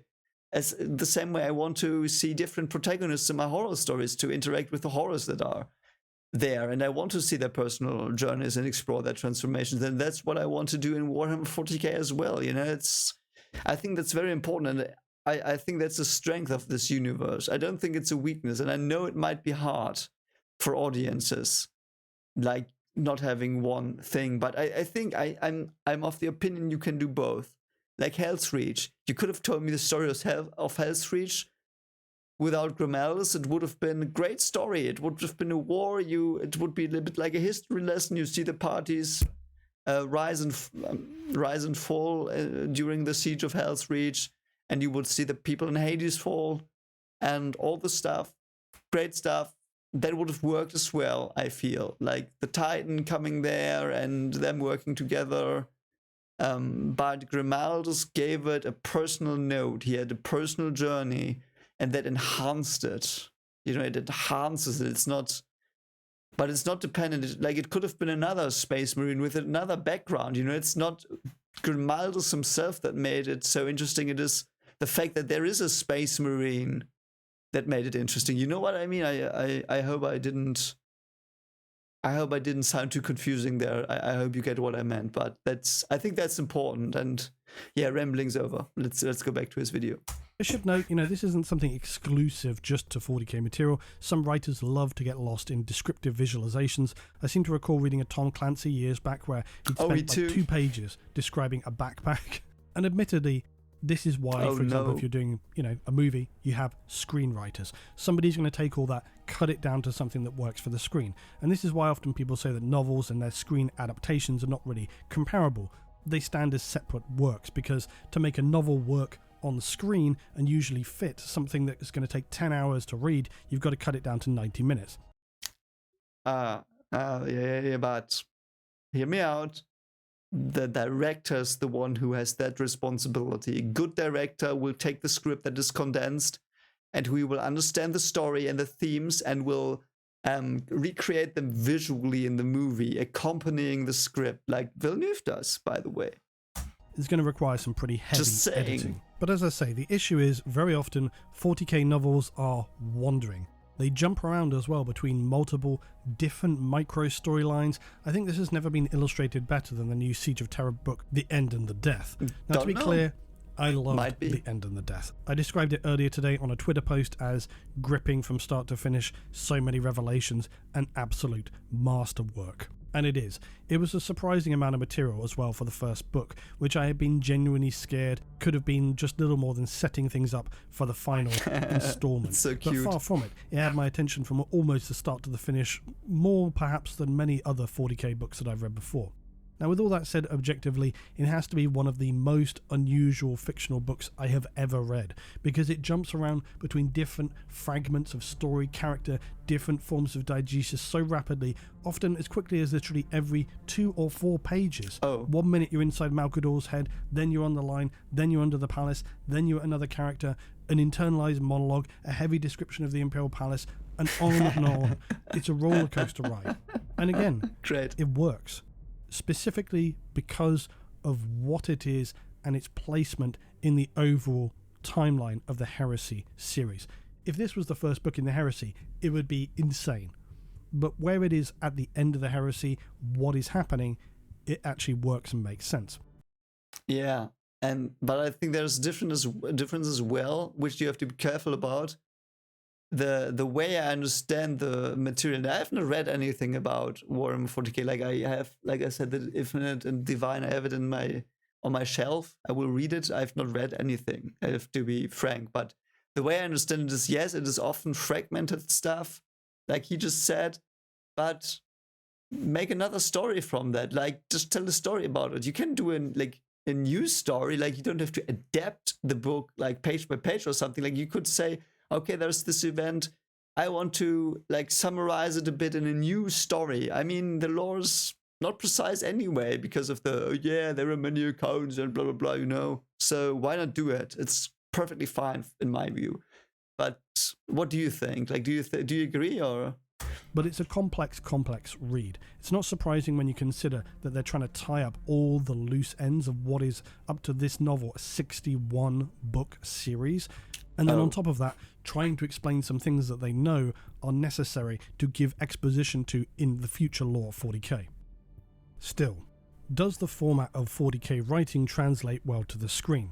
I think in some respects it actually would, but it would suit a multi-episodic format far better than a movie. Yeah, perhaps. Because shows are far more flexible in their ability to switch around between different characters doing different things, but as part of a broader overall narrative that can critically take its time. Yeah. I'm sure there are many other examples you could give, but just off the top of my head, the famous crime drama The Wire, I think illustrates this best. It's got a complex web of characters, Is that good? all with their own agendas and narratives going on, but it manages to weave them all together to create this very complex story that the audience can steadily engage in. The problem is, I just can't ever see something like The Heresy working in that format because it's so grand, so massive, it almost demands to have the scale, weight and power of being for the big screen. Yeah, but I don't think The Heresy has to be it. I know it is 60 whatever books, but why do The Heresy? It's not even current time. I mean, I loved it. If you've seen my reaction, loved The Heresy, but why adapt that? Why not go into the present, like 41st century or whatever? Why Heresy? Like, yes, it's hard. He already told me, and I agree. So why not go to other examples now? I hope he will. Could it be done? Well, most anything can be done. It can be done. But so many of those adjacent side stories would need to be cut. You'd be left only with the absolute bare bones. Then you've got this other big issue. The protagonist. Is the Emperor the protagonist of 40k? No. Horus? No. Malkador? No. Loken? No. Ol? No. The list goes on and on. As I've said, 40k and the Heresy is not written that way. It's more like a historical documentary in some respect. Yes, that's why it's so awesome. But written from an on-the-ground perspective. Few of the stories even in the Heresy series have a clear protagonist, particularly for that matter. Main character, yes. Protagonist, I don't know. Of course you've got your notable tier 1 characters, but I just wouldn't say protagonist, because it's not somebody you follow necessarily through a story for the most part. As I said, it's because the novels jump around often between different events, different characters, very often even different time periods. Garrow is one example which stands out, where you've got a clear story with an individual you're following from start to finish. Don't know who that you've is. got Eisenhorn, things like that. And there's a smaller series as well that focus on the Primarchs. You've got things like Valdor, Luther, Sigismund and so on. But these are all really adjacent works. Now, to be quite honest, I've often thought that 40k is somewhat comparable to the X-Files in its structure. Yes, it is. But something else I want to say is the right, and again, and it's the same thing I just said 1,000 times, the writers have to be good. If the writers can make you care for characters quickly, for several characters, they can pull this off. They can. They just have to hire good writers, which is not often seen nowadays anymore. Which is why Luetin probably talks like this as well, because we've all seen the recent Hollywood stuff. We know how shit the writing is most of the time, and how they think everyone's a dumb idiot that watches movies. And you know what I mean. So if there's good writers, they could do it. They could introduce characters quickly, like 1 or 2 episodes. Like if characters live 1 or 2 episodes only and they're all good, very hard to do, but I think possible. Very hard. You just have to pay the right people money. But What do I know? If you've never I'm watched just the salty X-Files, I about that. apologise for the meaningless reference. But this had a format where they maintained this continuing overarching core story, but famously they punctuated it with adjacent episodes which were totally unrelated and stood on their own. Yeah, They like held Supernatural. recognisable elements of the main narrative and the way the show worked, but they stood in isolation. This is how a lot of 40k material is also written. Incidentally, the X-Files, one of the biggest wastes of a potentially amazing multi-series spanning narrative ever. I should I've probably heard talk about that as just some kind of random off-topic video at some point, because it really is a frustrating situation. The too long don't read version is the creator of the X-Files basically bottled it, and so the whole overall story ends up being this big cop-out. I might suggest some other sci-fi shows that you could alternatively consider, though, things like DS9, Babylon 5, as a very rough analogy as well. Yeah, that's when you don't plan out your stories from the beginning. It's the Stranger Things problem. And I have not seen Stranger Things season 3 and 4, so it might have gotten better.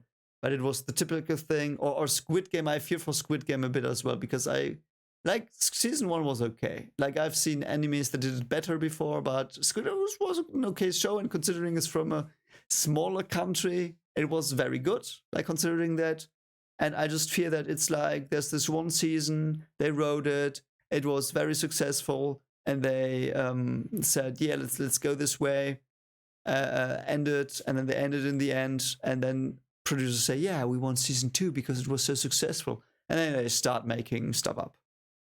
Basically, or like it's a J.J. Abrams mystery box stuff. Like, you know what he does. He just introduces mystery boxes to keep you hooked, never answers them. Like, mystery box will be answered with 2 more mystery boxes, so you can imagine how many mystery boxes you have in the end, and he never wraps it up. Stupid. Like, plan it through. That's all I say. I will say, and a good writer again can do that, but only in the sense that they've got this core, slow-moving story going on, but with adjacent other events happening. The core difference with those shows, of course, is they have regular, established core characters, and that helps you as the audience to tether the lore setting to the lore narrative, which means the audience can invest themselves much more. With 40k, unless you've read the entirety, or not the entirety of, but some of the key books in the Heresy series, some characters you're going to only hear from once and then never again until like 30 books later, which is bonkers.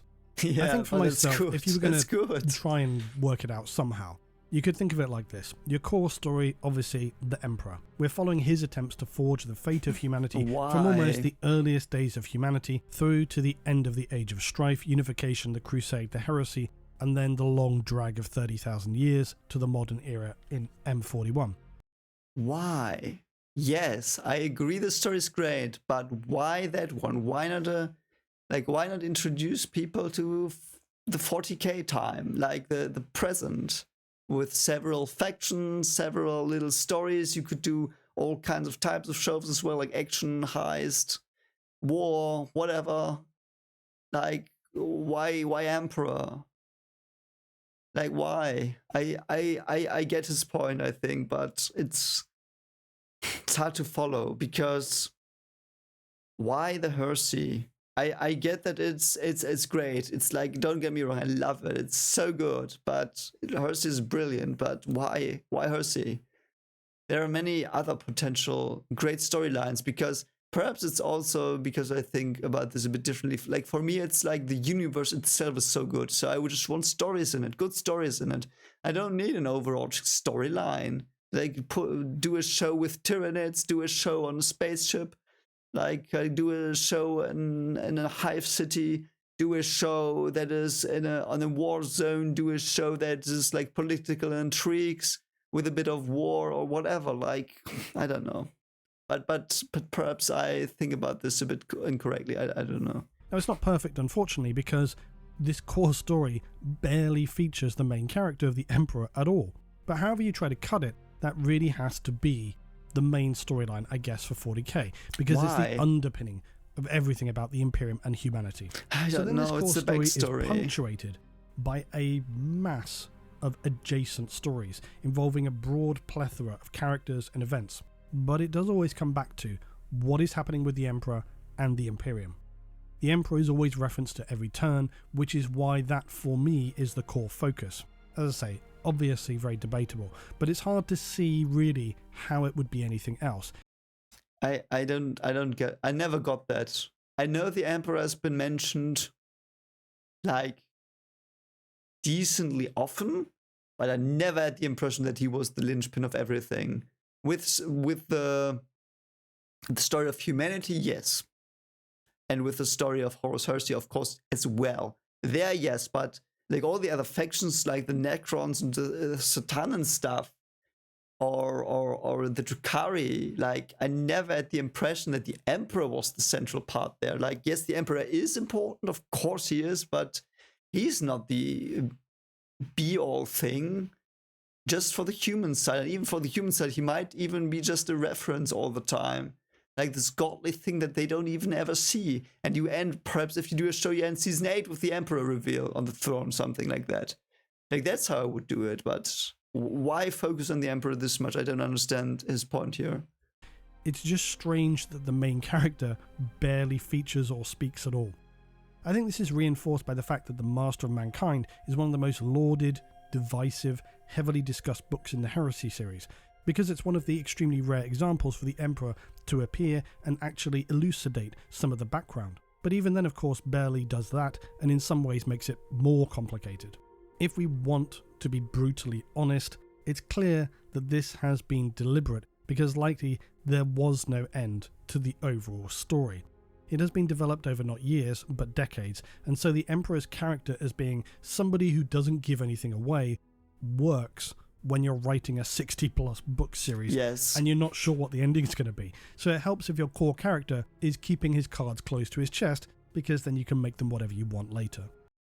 Or never, because the Emperor is the Emperor, and you've discussed this as well in the comments many times. The Emperor is almost a chaos god. Like, he's not, but he feels a bit like that, and he is parallels to them. So he's almost God, and some call him God. You know, and he's like this God thing, and why focus on him? That's not the point of the stories. The points of the stories, as far as I understood it, was people living in this world, not the God of this world, the people in the world. Like a lower level. That's what I want to know about. Like, yes, the Emperor is badass. Yes, Horus Heresy is badass. But I want to see about the people living in this intricately constructed world. But perhaps that's just me. Like, what do you think about that? So if you are following the Heresy from the start, as most fans of 40k have been, that sort of works, because it's this air of mystery, mystique, what's going to happen in the next episode. I think, to be fair, we all know TV shows love to drag out their stories so they can spin what should be a single season into a 10-season franchise. Yeah, you see this now more than ever, and it's very painful. Yes. Drip feed the audience with just enough tidbits of information to keep them satisfied and addicted enough to tune into the next episode. Again, on the flip side, if you get a show which actually does things right, like The Wire, you know, or even some of those classic shows like Next Generation and stuff like that, yeah, every episode is gripping and interesting. Yes. And that's why they last and today's entertainment won't. Sadly, that's often not so much the case anymore. At the same time, I have already seen people give up on 40k for that reason alone.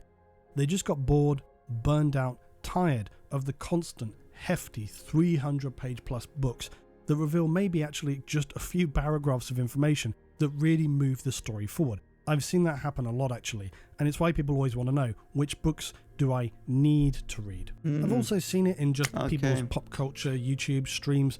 If I'm just scouting around, or somebody directs me to some new people that I might generally be into sci-fi and fictional verses who've heard about this 40k, they're excited, maybe they've mentioned me or mentioned something, and basically it's people coming in new, they want to learn more. But when they start to ask their own audiences, their chat, some probing questions about what is this 40k, what's going on here, and they start to realize it doesn't really have a clear main character, there isn't really a clear main entry point series to start with, and even not particularly a clear side to be on. I've seen this cause people to, at best, struggle to engage with the material, and at worst give up very quickly because it seems quite a headache.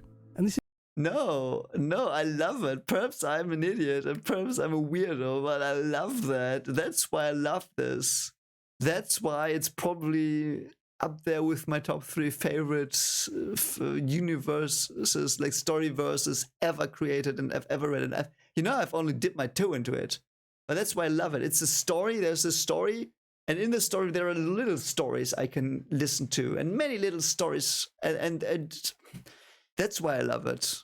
And yeah, I get it. It's not a great protagonist that will slay the dragon in the end, but kind of that, like that's this is more nuanced, I feel. This is down to the fact that things are just not kept tight or focused enough, or at least an initial entry point that is like, this is where you start. And 40k is interesting in that regard, I have to be honest. It's something that I actually enjoy with it. I enjoy the ridiculous complexity to it, precisely because it's not just, say, a series of 5 books with a clear couple of characters you follow. But such works can, of course, be far more easily adapted from movies and shows. Look at stuff like Game of Thrones, Hunger Games. Now, to be fair, 40k does have its own sort of versions of these things where you've got specific characters that follow through a series, and it's quite contained. Basically, Gaunt's Ghosts, things like that. But the trouble is, Gaunt's Ghost isn't 5 books, it's 16 books. I mean, I enjoy reading, but for many people, it's mentally an obstacle to sit down and be like, okay, 16 novels, let's go, page 1, let alone 60 plus in the Heresy series. And that's just one of many examples. And I think this is why I more regularly hear of things like the Mechanicus trilogy, the Night Lords trilogy being recommended often. There is a Mechanicus trilogy? Books. It's more palatable, nice. It's less intimidating. Now again, if you want to have some further thoughts about, reading material, first things to get into, I've often said try and choose a book which has got some short stories in. There's a lot of anthologies, and those can be pretty good. Or if you want just something to sort of grind through, which is a very consistent omnibus, is a way to go. Audiobook's fantastic as well. So with that said, let's move on to my next thing, which can be a problem, which is who to get behind. Essentially, which side do you want to take? Because that's very important for some people, but it's also very difficult in 40k. Really? Interesting. Really? I never had that, really. I had that when I was very young. I wanted to be the villain. But, really? You want to get behind the side? Like there are probably parties on each side here that I would be more in line with how they reason, but that's what makes it great, that you can't get behind the side because each side is fucked up and each side is great in its own way. Like each side has, in certain situations, the right idea about survival. Because I think that's what it's about. It's about how to survive in the great catastrophe of being. But yeah, I get that you want your hero side or whatever, but someone that I get that, but that is why I love this, because you don't have that. I have understood every single faction's reasonings, like, tyrants don't have reasonings, but they're the motives, whatever you call it. I understood all of them and I like that. That's why I love this. It's not black and white. It's brilliant. So there is often this other sticking point when it comes to 40k, and that is that there's no absolute clear separation of, let's say, the goodies and the baddies, the virtue of light and the evil of the dark, the rebels and the empire. Of course, we think of something like Star Wars, literally the dark side, but one of the most famous IPs ever had such a similar separation. In Lord of the Rings, it's very clear that the side you're meant to champion and root for. 40k, though, doesn't really have that. Yeah, or because perhaps I should say it doesn't really have that if you know the material. On the face of it, especially during the Crusade, the Imperium positions even describing itself in its propaganda as the forces of the good and the right and the light of the Emperor. Of course, we know this morally grey onion has many, many layers. Whenever a huge mainstream IP tries to give some kind of slight effort in adding moral complexity to their characters, it's most commonly done at a pretty superficial level. What I mean by that is the depth of a morally grey decision that they have to make is usually going to be something like, do we save X person or do we save X thing? It's usually boiling down to that kind of classic situation of, should one life be sacrificed to save the many? We've got to save this person. Oh, but if we do, we can't stop the whole planet from blowing up. And you know, this kind of thing, it's often really framed as heavy-hitting stuff for the mainstream movies. It's this emotional zenith for the story with big music, and they really build it up.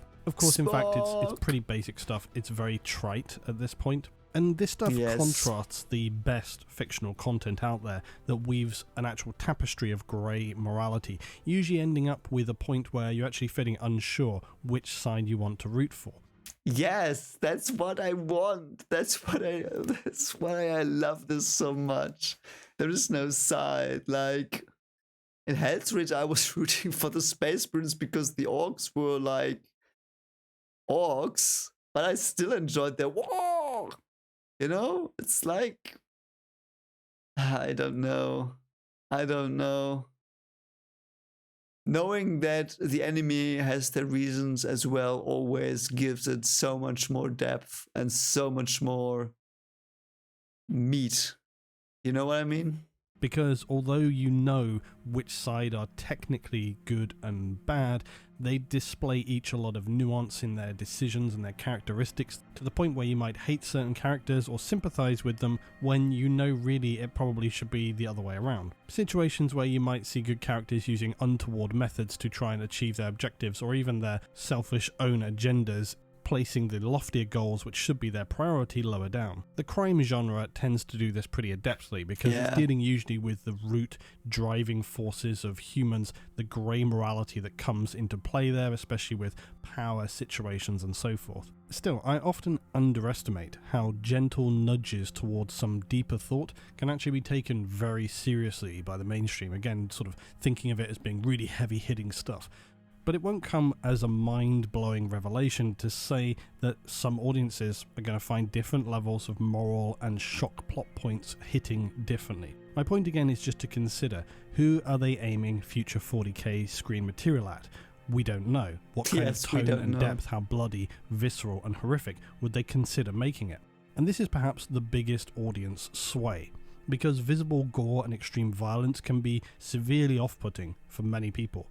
And while I think it's almost an essential component of any 40k visual translation, I would comfortably take the bet that any upcoming show or movie based on 40k is going to be very much toned down with that kind of stuff. A max rating of 12 or in that ballpark. I don't think so. At least I hope not. Because the brutality in Warhammer 40k, most of the time when I saw it was to tell you this is bad. Like, it's not like glorifying violence. Yes, sometimes in the trailers it glorifies some chainsaw sword cutting through a Tyranid, but in most times it's not glorified. The violence is like, yes, it is glorified as protecting your home, protecting your country, your planet. That's glorified. Protecting your family, the people you care for. That is glorified, but it's also telling you, hey, mate, you're doing shit right now. You're not a good person in what you're doing. Though perhaps you are, because the things you want to do might be something other people consider good, but you're in a dark place and your enemies are in a dark place. Perhaps not. Perhaps you're the dick. You don't even know. Just protect what you want to protect. Your honor, your family, whatever. But that's why I love it, and that's why I think the brutality should not be glorified, but should be there, because it tells you how utterly devastating the world is we are in when we consider 40k.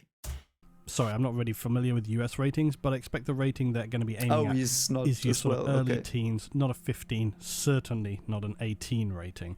That 18 rating is well-known death now for profitability.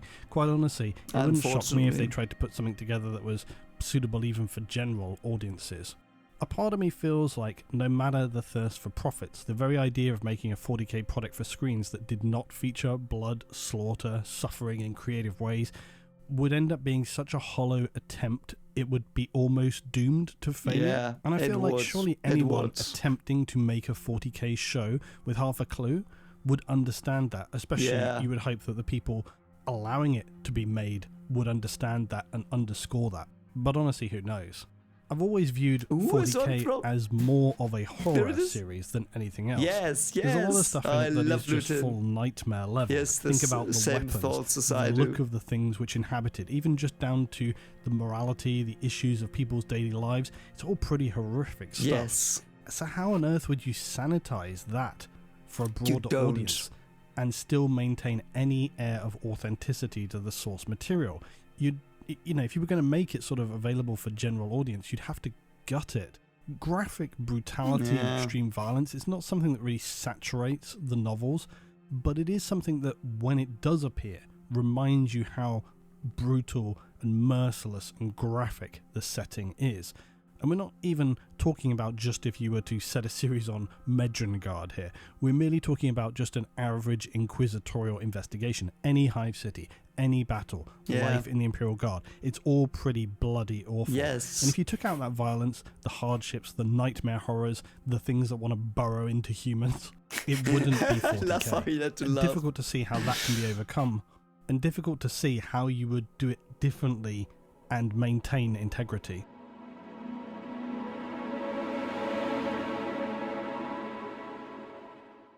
Now, different audiences can enjoy different things, obviously, but it's also true that people can enjoy wildly different genres simultaneously. However, one thing tends to be clear if you look at raw numbers, which I was going to do, by the way. I was going to do a breakdown of like different movies and their profits and blah blah blah, but then I realised it took up a lot of script time, and it's basically me saying, if you look at the numbers, it's clear where the bigger audience is, which everybody knows already. It's in those big, glossy, more sanitised, fast-moving, explosive movies. And for good reason. They're designed to be. They're popcorn movies. They're specifically aimed at people who just want to go out, have a good time on a Saturday night, or to just throw on for the family as background noise. Slower, more serious narrative movies, generally speaking more cerebral, designed for people who want to appreciate things at a more artistic, thought-provoking level. There's always going to be exceptions. Back in 2016, not exactly the most heavy-hitting, gritty film, but nonetheless, Rogue One, it was aimed at a slightly older audience, but still only rated a 12 in the UK. It performed over $1 billion of worldwide sales. I was about to say, yes, Rogue One, I love it. I loved it. It was my favorite Star Wars movie that came out after episode 3. And I've heard a lot of good stuff about Andor, the TV show. Like, I've heard that it's what I would want for Warhammer 40K if I understood the reviews correctly. So let's hope they learn from that, and let's hope Andor makes more money, and because Rogue One loved it. That was good, and that was exactly that. Like, everyone died in the end, basically. So beating some big family movies that year, like Finding Dory, Zootopia, but it still wasn't the highest for that year, which went to Captain America. Rogue One, though, clearly demonstrated that there can be exceptions to these kind of rules. If a movie is crafted well, it walks that line between popcorn schlock and a more serious tone. Yeah. But do I think something like that is going to be a template for a 40K movie? For myself personally, obviously not, because 40K requires more visceral action scenes, more complex narrative, and an overall darker theme to it. Why more complex? Yes, a bit more complex, I would agree. But Rogue One was already pretty complex, because the rebels weren't like good, like Cassian Andor was his name. He was a dick in the beginning, and yes, the character development could have been written a bit better. Don't get me wrong, it wasn't a perfect movie, but all in all, that with more violence is what I would imagine a basic Warhammer 40K movie be, at least. At least. But if I had to pick any box office smash that came close enough to where I thought any future 40K screen adaptation was going to land, something like an Eisenhorn story, for example, I think it's probably going to realistically be the closest fit. Because bear in mind, I just do not see them going all in and making an 18 plus 40K movie as their first outing. I just cannot see any situation where that would happen, because it doesn't open up the IP to enough people, certainly not the target audience for getting people into stuff like the miniatures, the tabletop, the IP in general. Personally speaking, as you would imagine, for me, any 40k adaptation has to be absolutely uncompromising in every way. But of course I would say that because I am probably at this point unhealthily obsessive about the extremely specific details and in-fiction world of 40k. I quite literally think about it most of the day, every day. Could they try and walk a path where they make something like Rogue One that is serious enough in its suggestions of the grim darkness, which still appeals broader to all? I would lean on probably saying not. And I do think there's some other good examples, one of them though being, yes, that Star Wars series Andor. Despite being an amazing, genuinely surprising step away from what people traditionally think of as Star Wars content, and I'm no big fan of Star Wars, but I enjoyed the hell out of Andor. It was absolutely aimed at somebody like myself, which is likely why it was trashed as boring and slow by others, who I suspect were likely confused by the lack of gibbering robot and alien companions, and probably foaming at the mouth with rage as to why there was not a lightsaber on screen at least once in every episode. Outrageous. Yes. Let them rage, let them wait a year, and then they will come around 1 or 2 years after that. And that's the problem. They need that time. People need that time to get away from the popcorn things. And don't get me wrong, I like popcorn stuff. Like, I love my stupid lightsaber battles that are acrobatic and stuff. I love them. But these shows, give them time to breathe. Don't just cut them off. Let them play. Let word of mouth spread, and let people let it breathe. So it's never going to be easy to create content which appeals to the Transformers lightsaber fetish movie crowd, while simultaneously crafting a story for those who could happily listen to Stellan Skarsgård give a 20-minute character monologue about their bleak backstory. Some people's brains would just turn to mush in minutes from the boredom, and they clearly apparently do. For somebody like me, though, it would leave me wide-eyed and pressing the "tell me more" button. To express the inexpressible. Oh. It's obviously understandable that any media company or IP franchise owner would want to cast the widest net, dragging the maximum amount of paying customers. The trouble is, you're going to end up just delivering a more mediocre experience that fails to meet the expectations of either. And there's been the ongoing flip of this recently, with beloved shows going unnecessarily dark in misjudged expectations that adult audiences actually are expecting this now, compounded as well by poor writing. Example, Star Trek Picard's... Yes, mate. I feel you. I feel you, Luetin. I feel you. Series. The majority of people I know or have spoken with about that and are long into Trek seem generally far more interested in something like a next-gen DS9 era show to come back that's just upgraded a little bit. Not just the characters, but the look and the feel, the more safe sci-fi 90s era shows, curious adventures, sometimes silly, sometimes more thought-provoking. Instead, what people got was nothing that really anybody wanted nor asked for. They got dark Trek. Violence, literally darker environments, scary things, beloved characters that seem to have been rewritten by those who'd never watched the originals. Yes. It's just an example of catastrophically failing to deliver content for your core audience in an attempt to follow the wider sphere of modern reboots. And a lot of people have spoken about this series, other series that are just kind of going wildly off the rails. And I think I'll just restate that there's nothing wrong with making very specific content for your said audience in mind. But it's frankly baffling, bizarre, nonsensical, painful when you see someone handling a long-established IP who have a solid built-in audience with an almost willfully belligerent attitude, like the Halo series, where the writers were like, "We've deliberately not played the games." They literally put that out there and said that. So now, I'm not a big fan of Halo at all or anything, but that's irrelevant, because the point is, for anybody who's a long invested fan of really any IP, the same feeling would be there. Just what the actual hell? And I remember everybody's heads exploding at that revelation about that series. Still, at least they were proven wrong, and this series turned out to be a groundbreaking translation of the material. Oh no, wait, it was shit. What a shocker.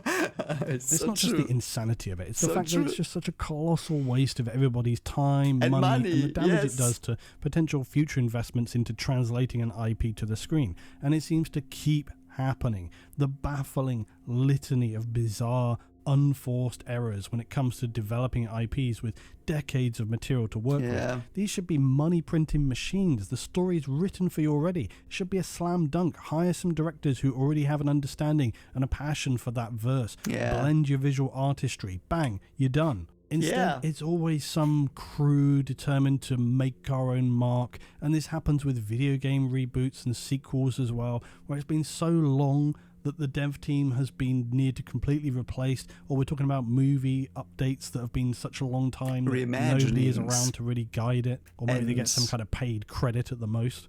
And then you end up with this new team feeling almost obligated to change things around. They want to have a fresh take that nobody asked for. Well, what should have been a comfortable, nice, safe bet that everybody enjoyed just goes off the rails. Yes, and you know what the thing is? Why it's so beyond stupid?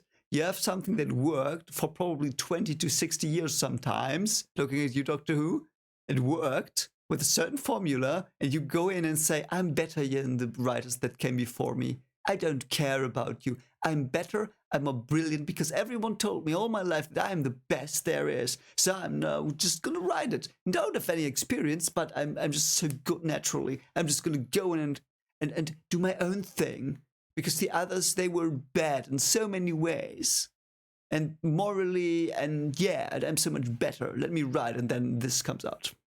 What he's talking about. It results in an inevitable, catastrophic fail. If an IP has a long-standing audience who have spent years, they've probably been committed to this thing of supporting it and keeping it going, and maybe championing enough enthusiasm to actually make some kind of screen event or, update happen. They've been invested in it for decades. And here's the shocking truth. They don't want to be shocked, surprised. They don't want things flipped upside down, different twists and turns that nobody ever expected or imagined. What they want is the delicious gruel of familiarity. Something that Gordon Ramsay once said about recipes. Exactly this. He said, I give out recipes, people call me, your recipe didn't work, it tasted like shit, and I asked them, have you done it like I said in the recipe? No, I changed it up a bit because I wanted to make it more fresh. And then Gordon Ramsay's like, you fucking donkey. Just do the recipe first, it works, and then try to improve on it when you've done it right one time.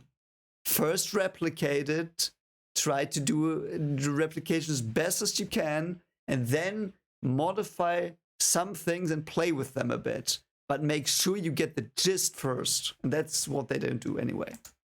They want that same warm paste of their favourite IP they know and love, and they just want to consume it because it makes them feel good. Yes. Because that's all entertainment is, or basically. Horrible. It's a nice, comforting, warming mental soup that you can enjoy at any time, often in the background while you're doing other things. Why do they think people binge watch shows on repeat that are decades old?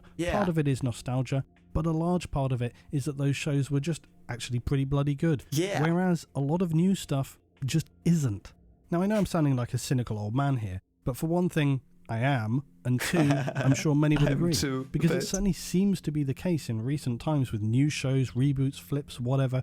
Big studios are even starting to resist publicly releasing information about sales and viewership of shows, and that tells you all you need to know. Yeah, that's so stupid.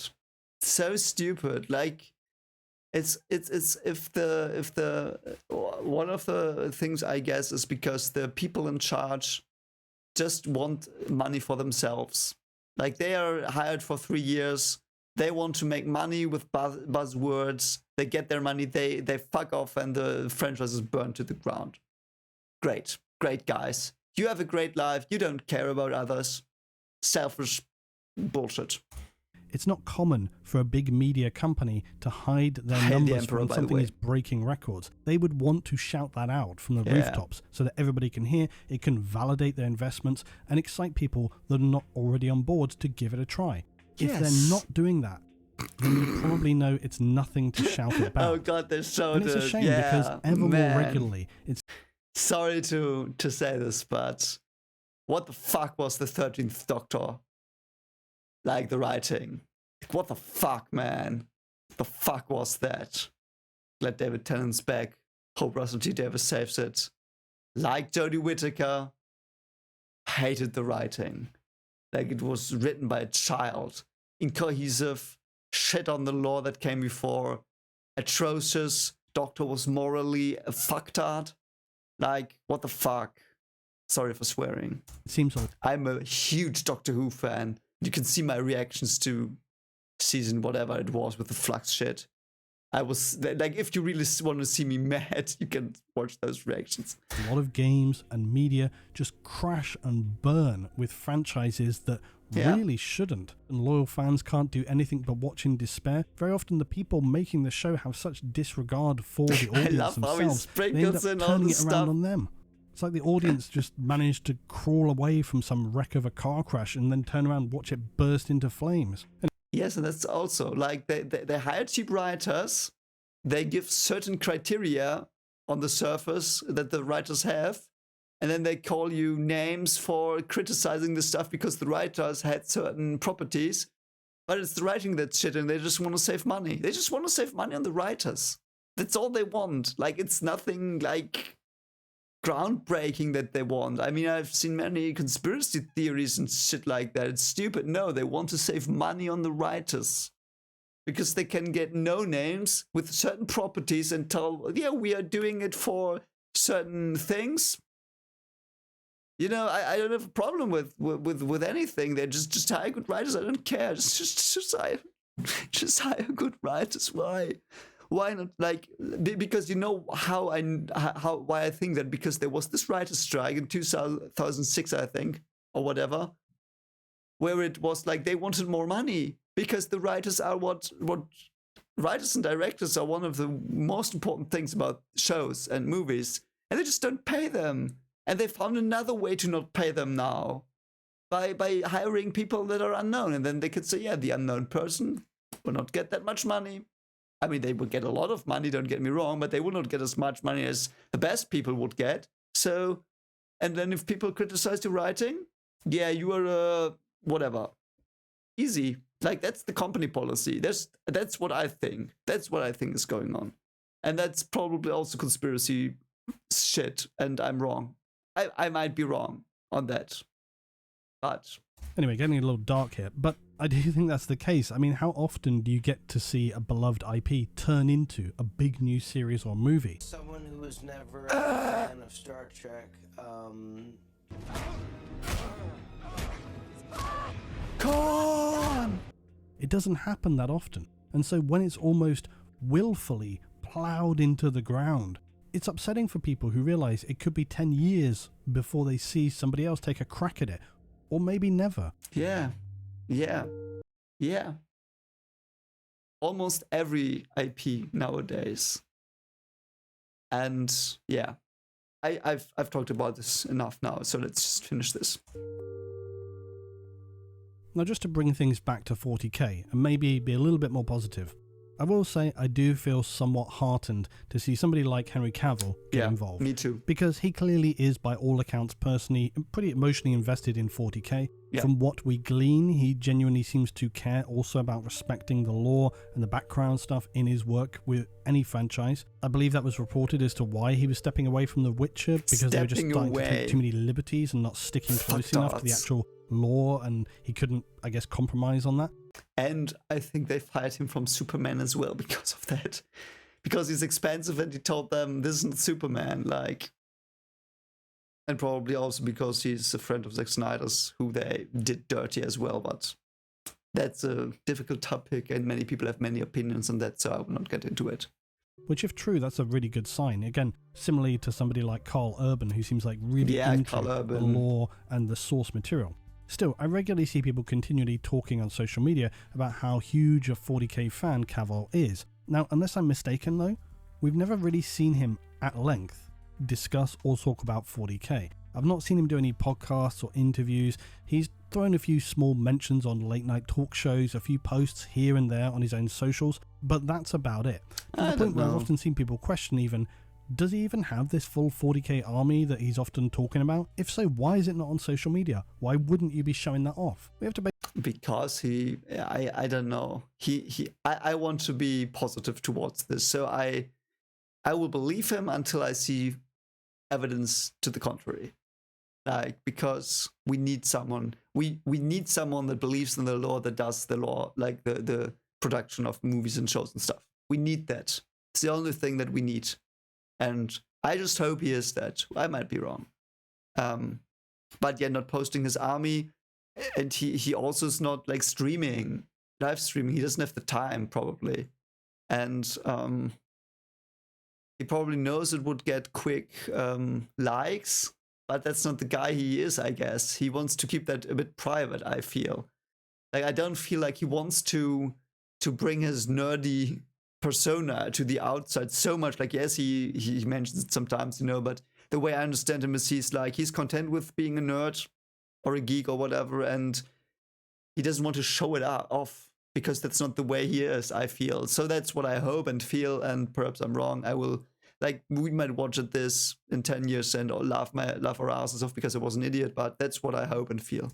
Basically take his word on it at this point. His interviews about the material, albeit sparse, always seem genuine, heartfelt. He gives that awkwardness of somebody trying to explain to non-gaming people who've got no idea why this huge actor is talking about small toy soldiers, which is a delight, because we've all been there. So I think he gets a pass. By the way, heads up, Mr. Cavill, happy to interview you here on the channel for that reason. Hit me up on any of my socials. I hope he gets that. It does give me some slim hope. Not to mention the fact that GW already has a massive amount of reputable authors on staff who I sincerely hope are the people that would automatically get involved to work on something like this. Anyway, I think that's basically it for today. My brain has rambled on enough about this bit. Basically, and don't fly too high, too close to the sun. Deliver content that's beloved by the existing huge audience. Try and bring some new people in. If you can, hit that bullseye. The rest of the dominoes will fall like a house of cards. That's true. Checkmate.